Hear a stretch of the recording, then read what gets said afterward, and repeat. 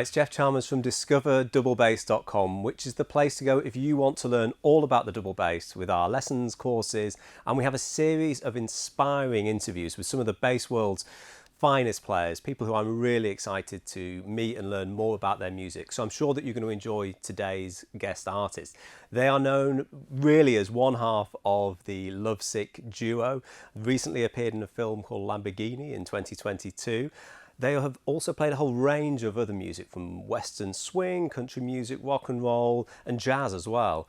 So yeah, I think their superpower is the combination of the bass playing, the singing, and also the brush pad. And if you haven't seen the brush pad, you're going to love this. So it gives me enormous pleasure to welcome to Discover Double Bass. It's Francesca Alinovi. So welcome. It's just so good to have you here in the UK with us today. Thank you for having me. Well, it's just a perfect place. We're in this ridiculously cool studio, and I just thought it was a perfect place for us to meet, find out more about you. And Francesca, you're, as I said before, the wildly popular Lovesick Duo. You guys are doing amazing things in terms of pushing live music out into the world, and you're based in Italy, but you're playing mostly American music. Maybe you could tell us a little bit about that and what you spend most of your time doing.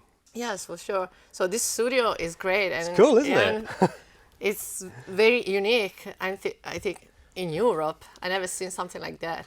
And so it's a pleasure to be here and talk about this music, because it reminds me when I was in Nashville, I came to the RCA Studio in which people tell us about many songs in which they are recording over there.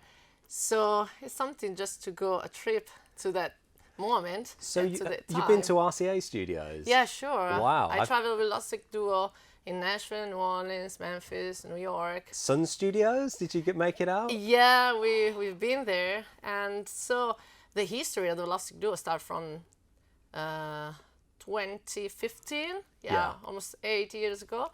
And we started just to learn more the Americana music, the Americana history, and be more into that, but not to be to play as they play in that time, but just to be us, to learn and talk about music and play that music. Are you playing any of your own compositions, or is it all the standard or the American repertoire? What's? Oh, we have five records, and we recorded old stuff, some covers, but then we have our songs, also not just in English, also one album in Italian language, but with that music. Yeah. Oh, that is so cool. Well, I've loved taking a trip down, your musical back catalogue and learning all about what you guys have been playing. Just before we kind of explore maybe a bit about your origin story, do you play in many other groups? Do you have any other regular gigs, or is all your time spent in the duo at the moment? Now I just play with the Lovesick Duo, but for many years I played with like 4 or 5 bands at the time. But then when I decided to really study the double bass, I didn't have so much time to do both things, because before I played bass and a piano, so this instrument was quite new for me. So you started on bass guitar? I started on piano. Me. Oh no, you started on piano? Yeah, and then bass guitar. Oh, cool. Yeah. And what kind of stuff were you playing on bass guitar? Just punk music. Yeah. Well, punk from the 90s, and then hard rock and new metal, crossover. And then I switched to the blues and the country and the jazz. So what can you remember first being excited about? Maybe seeing or hearing a double bass, or can you kind of think back to that time when you thought, wow, this is such a cool instrument, I want to do that? Maybe put the electric away. Yeah. So I was astonished by the blues, because I didn't realize how beautiful it was until I heard the Robert Johnson record. And then I decided to buy a bass, with a double bass, without know anything about that. I just bought from America shop, and then it came to my house. And when I arrived, your house in Italy? Yeah, my house Wow. in Italy. And I wasn't sure if I have to pick it to stay right here in this position. And I broke it after 2 minutes, because I left on the chair and I took the phone and it was broken. So then I didn't realize how much beautiful it was. but the first emotional thing that I felt, it was the biggest sound that it comes to your belly from here, because it's empty inside, not as an electric bass. So when I play the E and I felt it here, it's like, what? It's huge, and it is, I mean, in acoustic sound, you can feel it like, and it's long, and you don't need a microphone, you don't need a pickup, you don't need anything. And I was almost crying, and I remember I made crying a person in New Orleans when I told her, try the double bass and feel what I feel the first time. Really? And she was crying like me, like, Wow. because you felt it, you know. Yeah, that. yeah, the experience of like Yes, the and acoustic plus bass. the belly is the center of the word. No, it's Yeah. the center of the birth. Everyone, Yeah. you know, grows in the Yeah. belly. So the sound that feels in you, it's like the deepest sound you can have, very close to you, not like as the bass, electric bass, and not as the piano. So it was something unique for me. And I think I was in love in that moment. Oh, With the double wow. bass. So how did you develop your skills? I mean, this is what I think is so cool, is that you guys play, and both you and Paolo, you both play so, I mean, you wouldn't know that English wasn't your first language. When you're singing, it's so authentic musically. It's so, you just sound so, I don't know, American, I guess. You know, it's like just so, yeah, so classy. And how did you, you're living in Italy. How did you learn about the double bass in country music? You know, like how did it all start? I mean, you've got this bass. Where do you go from there? I tried to learn from DVD, from many DVDs, Yeah. but I went to a lot of concerts of rockabilly, rock and roll, country music, and asked to some bass player, oh, how can you do the slap technique? How can you do that? Some of them answer me, some of them not. So I travel from Bologna up to the north of Italy to the south with a flight, and I went to a house of a double bass player for like 4 days to learn the double bass without knowing him. It was myspace.com, remember the Wow. website? Yeah, yeah. So I wrote to him and said, I would like to learn the double bass for sure, not just to see you in concert or other people or on DVD. And then everything started, and then me and Paolo went to US many times in different places, and we stayed there, we played there with some different musicians, and we talked to them. And so for 2-3 months each time, and then when you stay there and they welcome you as another musician of the community, you feel like you are into that totally. So it's quite impossible that you don't be embraced with that tradition. It's such an incredible story. I mean, did you practice or learn much jazz and classical music, or did you just do the country and the rock and roll stuff? How did that look at the early times? After these few days in the south of Italy, I decided to study by myself. But after a few years, I understood that this instrument has been studied in a school. But I have a bad experience in classical school in Italy. So I decided not the classical, everything else. And there was the jazz school. So I went there and I finished my degree in the jazz school. And now I started to do the classical because I understood that it's really important to study the classical thing on the bass, because you need the technique, some technique that you can't learn with the jazz, because you have to learn something else, you know, melody, scales, I found it helpful. improvisation. Yeah. And so you're doing your jazz studies. I mean, you mentioned to me earlier that you played a piece by Adam Ben Ezra, is that right? Yeah. That's so cool. Which one was it? Was it Keep On Running? No, I think it's not his own song. It's the arrangement of a Mingus. One of the Mingus tunes. Yeah. Right, okay. Yeah, because I have a degree in jazz talking about the role of the double bass player in the 21st century. So I talked about the role if you are one person or in a duo or in a trio.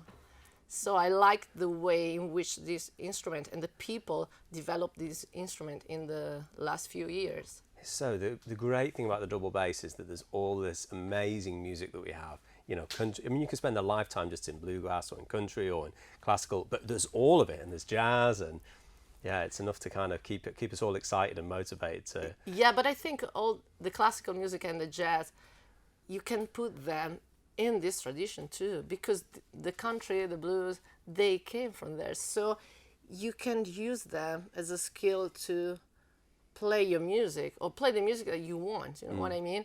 Because with the jazz and the classical, I have all of the part of the instrument ready to be played, and plus I can decide where I want to go.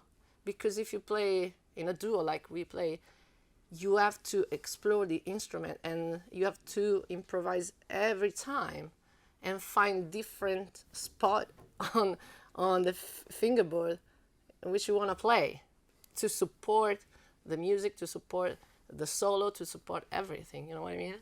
Was there anything that you were practicing at this time that you thought, oh, this really helped me at maybe scales or arpeggio? I don't know. I mean, what kind of stuff were you working on that you thought, yeah, or the slap technique, or I just wonder if there's anything that comes to mind.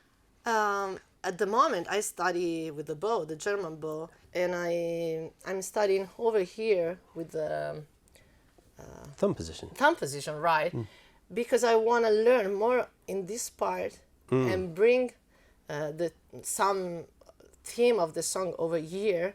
But plus, I want to be ready to play here and here at the same moment when I do a solo, because it's good to have this range of sound, these frequencies from here to here. It's quite different, so you do a contrast. So I'm studying that, and I'm studying the fifth when you play big two notes one time, because it sounds quite nice when you do the slap. And you can move it, or also the octave. That is really hard for. So are you doing that with?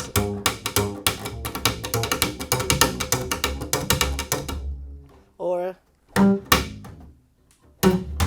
Wow. So this thing is like, I have to learn more, but yeah, I like that.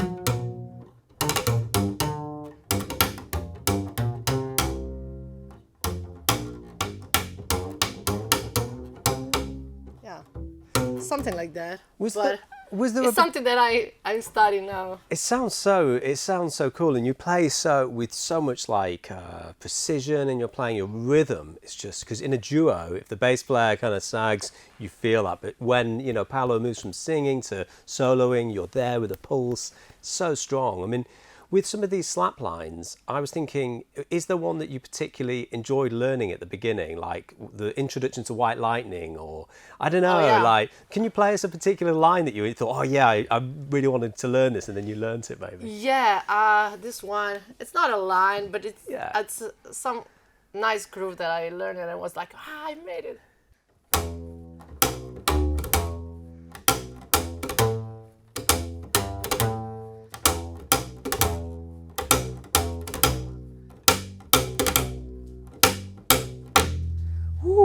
This one, I like it. What's that? I love it. Yeah, it's from a song, it's called Dimes for Nickels from J.D. McPherson. Oh, we were talking about this in Jimmy Sutton. Jimmy Sutton, the double bass player. And it's just a double slap, but very fast. So.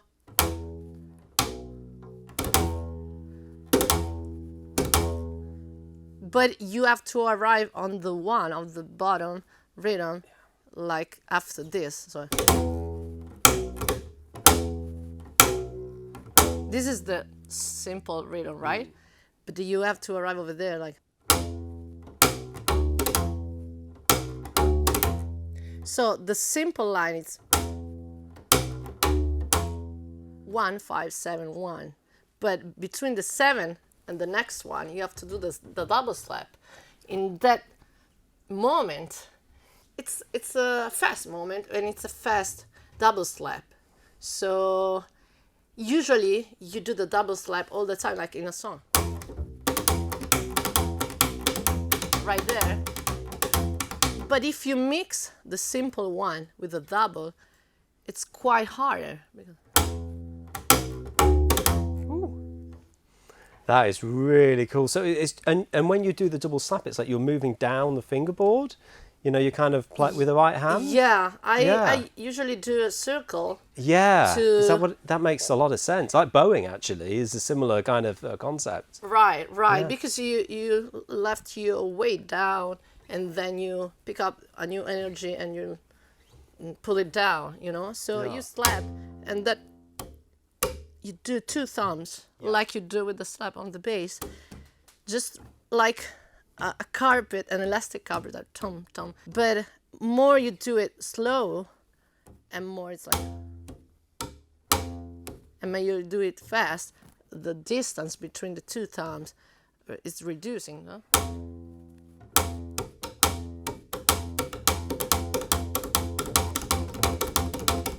And it's the same line with the white line.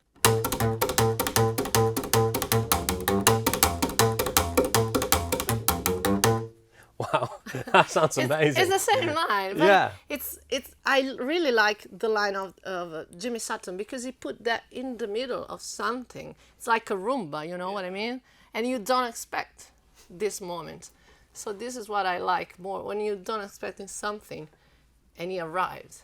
And the way that you're developing your lines throughout the songs is one of the things that I've noticed. So when you're in the verses and the choruses and Paolo's singing, you're maybe holding it down. And I'm interested to know how you develop your lines, because I heard that you were playing them maybe the same line but up the octave, not in thumb position, but in the middle register of the bass. Yeah. And there was a lightness, and then the groove comes back in as it goes down.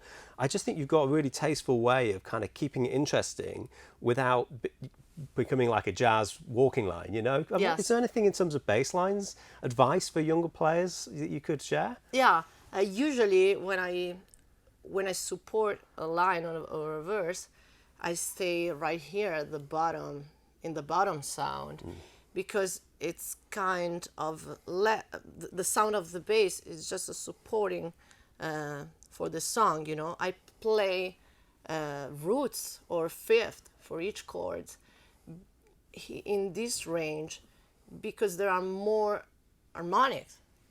Plus, guitar doesn't have this kind of range of the sound. And I have more importance also in that moment as the lyrics, because I'm the ground of everything, and I can be supportive, and I'm not in the middle of something, and I'm not distracting the listeners. You know what I mean? So the lyrics are important in that moment because it starts a song, and you have to listen what the song tells about. It's about. So here I usually play 1 and 5th for the country music, and sometimes I play 1 and 5th up, or 1 like in F, in the key of F major, yes, 1 and 5th right here. Usually in the country music you play 1 at the top and the 5th at the bottom. But I don't care sometimes. I just wanna play as I love it and explore. You know, I also have this F, this E, so I want to use it. And this is for the first part of the song. On the second part, on the third verse, maybe after the first chorus, I change the frequency, and I want to be in the octave higher to make something different, you know, and the listeners can hear something new, and they can be ready to listen something else and stay in the song along the story that the song tells. And during the solo of Paolo, I explore as is explore the solo, like in the jazz, or like in the traditional jazz when everyone plays the solo, everyone's play. And in that moment, I feel free to do everything I want. But in general, in the song, I feel free to do everything I want, except when I really think it's important that you understand the words and the melody, because in the country music, the lyrics are the most important thing of everything. So, yeah, I think that's great advice. I think this focus on the lyrics and supporting them, and then building out and stepping into a different place. But you do it really tastefully. I think that's where I was going with it. A great line that I love. It's from Crazy Arm from Ray Price. Okay. And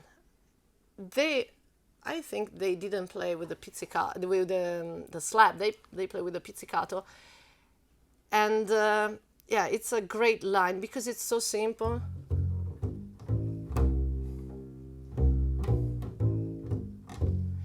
But he played it in the right mood with the right style, and everyone that wants to study Western string or country music has to study from that line. It's called Nashville line for the bass. And I remember when I was there, I talked with a double bass player about that, and also he showed me how to write the Nashville music. The national number system. Yeah, it's quite different. So I give you that advice about a great song. Also was very popular in the past, and everyone knows that song too. So one of the things that we can't help but notice is the fact that you have this something attached to your double bass, Francesca. We need to know more about it. Tell us, what is this thing? And maybe you could just why don't you start by demonstrating, actually? Maybe we could hear it.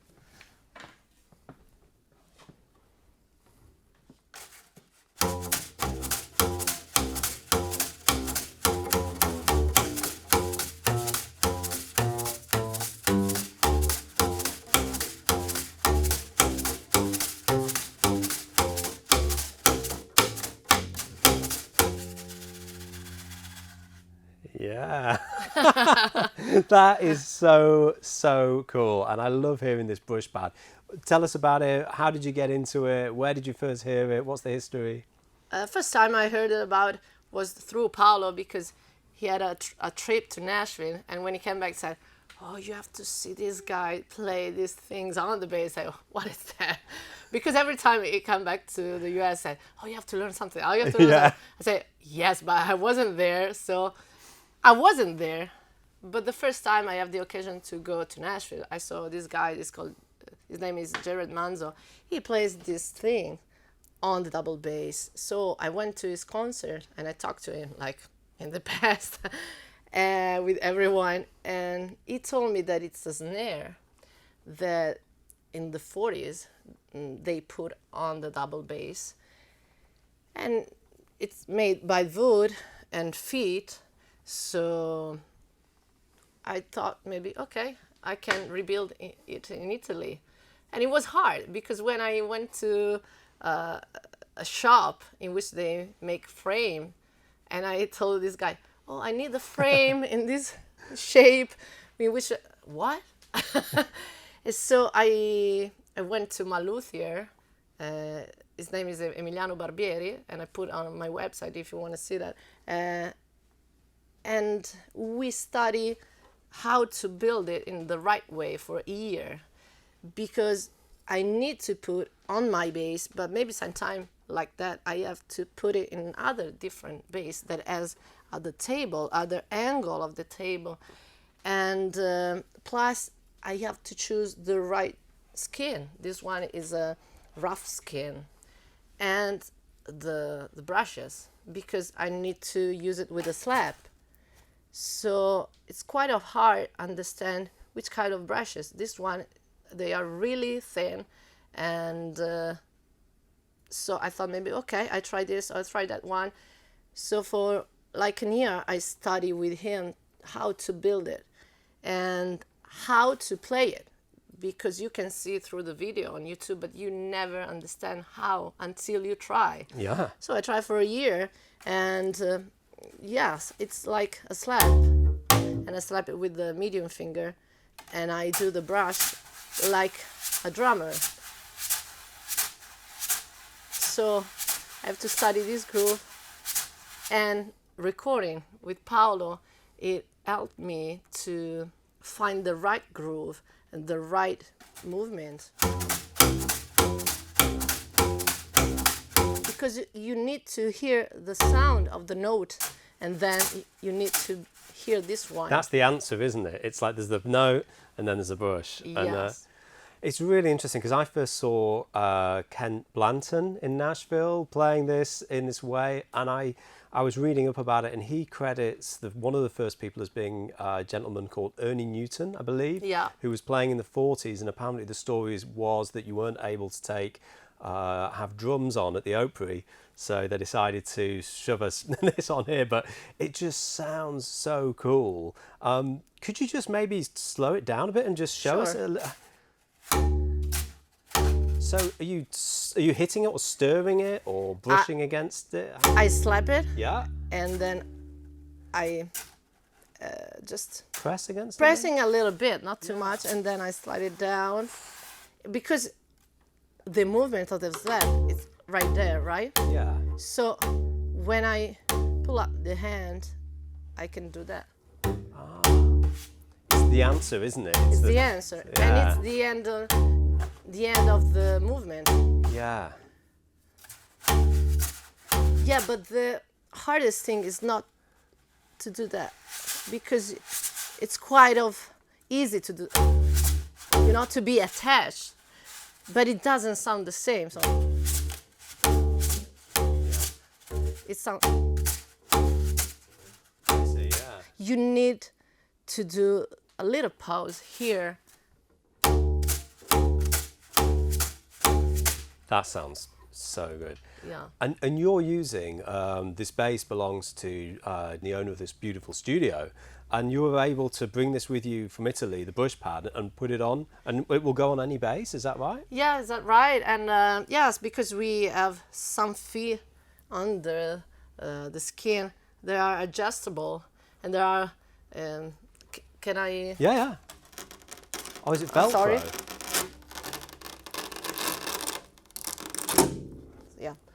I So see. you can put it over, and they are not flat like the table of the double bass. Plus I bring the Velcro on. I put the Velcro here, and then plus it's very thin. I mean, the wood, it's very thin, so I can bring it everywhere. It is so cool. Where do people go and buy one of these from? Yeah, on my website. Well, that's fantastic. We'll provide a link below to that, because I do think it's so cool, and it's like you're reviving with the band. You've got this forward modern sound, but you're so rich in the tradition, and the brush pad is part of that. Yeah, plus it tradition. helps me in some song, Yeah.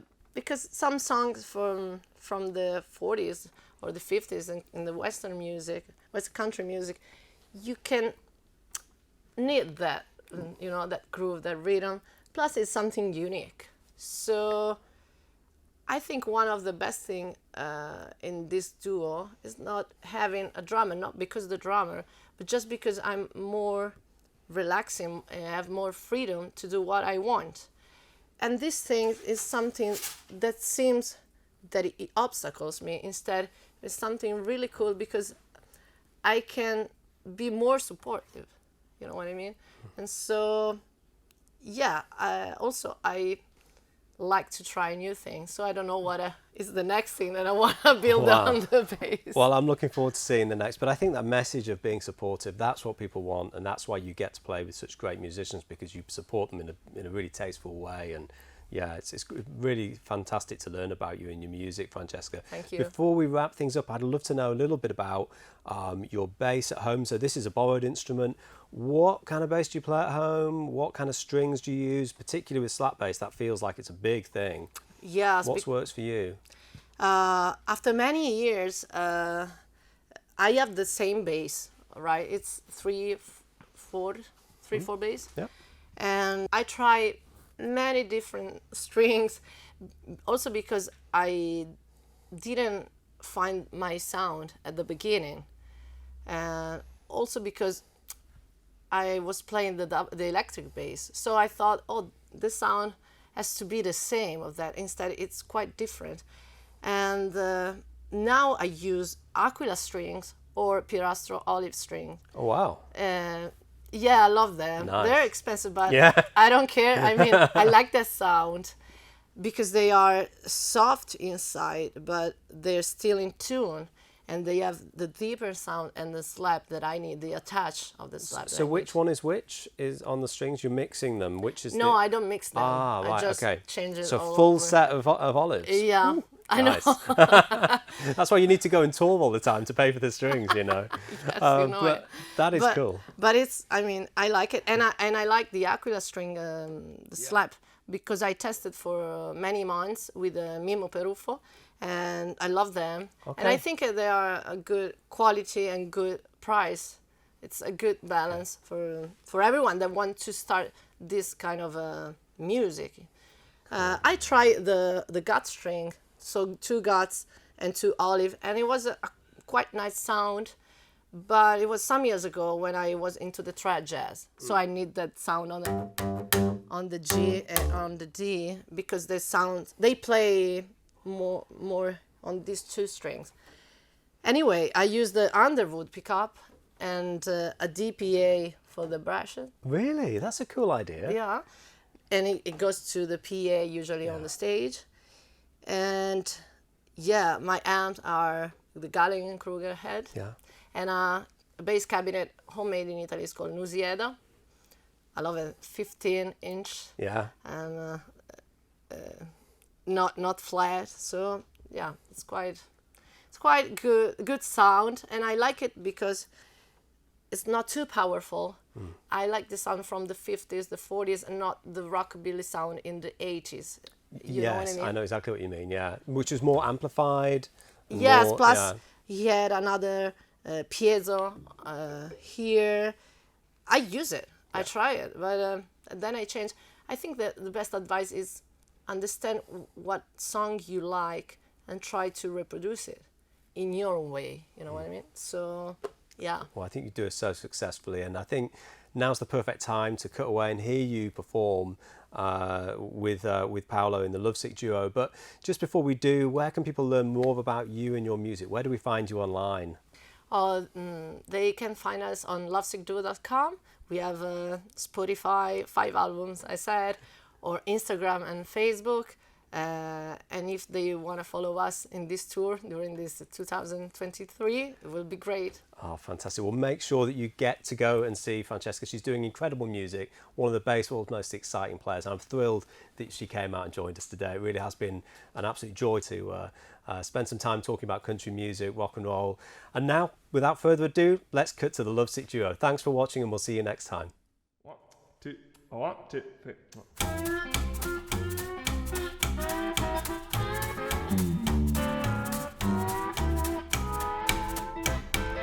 Ain't no other place for me and you. Ain't no other place for you and me. We don't know right now, baby, where we wanna be. Ain't no other place for you and me. Listening to country music in Tennessee. Love the people down in New Orleans. Got a lot of friends in New York City. Got the blues in Mississippi. Ain't no other place for you and me. Drove our van from London to Italy. Play from Bologna to the Baltic Sea. Sometimes we stay in cities, sometimes up on a hill. Ain't no other place for you and me. Ain't no other place for me and you. Ain't no other place for you and me. We don't know right now where we wanna be. Ain't no other place for you and me.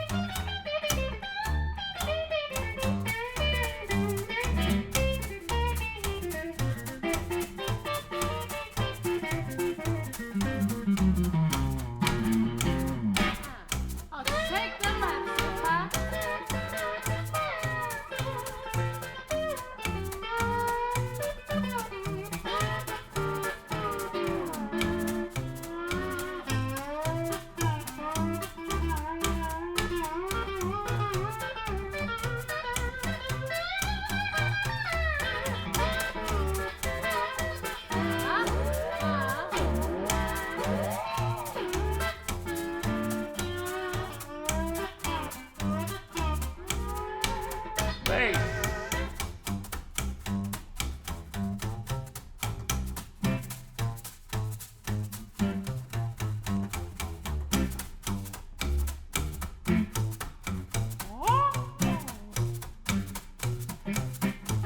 Yeah, sometimes we rock and sometimes we roll. Sometimes we're too fast, sometimes we're slow. Sometimes what you need, well, it's geeking up just to dance with me. Ain't no other place for you and me. Ain't no other place for me and you. Ain't no other place for you and me. We don't know right now where we wanna be. Ain't no other place for you and me. All right, huh?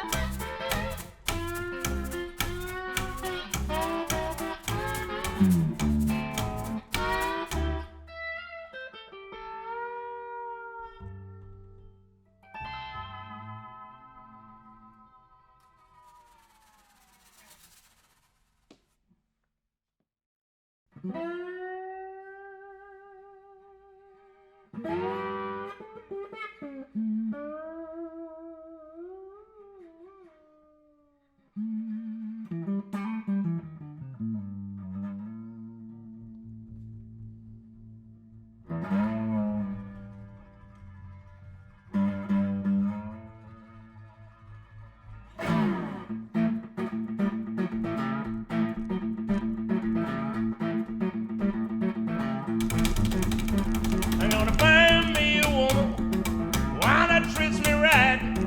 Hoping that I find her before too late tonight. It's a black and white light, black and white light for me. Sometimes I do, sometimes I might feel like crying at night. I'm gonna find me somebody when it's getting kinda late. Even if it ain't you, baby, this is what I crave. It's a black and white light, black and white light for me. Sometimes I do, sometimes I might feel like crying at night. I can barely stand on my 2 feet. I can tolerate, but help is what I need. It's a black and white light, black and white light for me. Sometimes I do, sometimes I might feel like crying at night.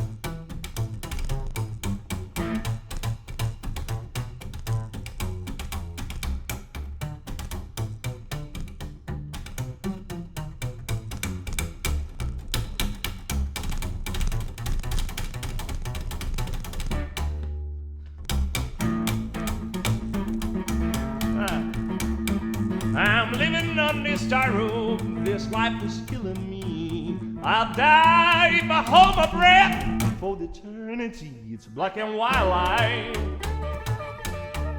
black and white light for me. Sometimes I do, sometimes I might feel like crying at night. Feel like crying.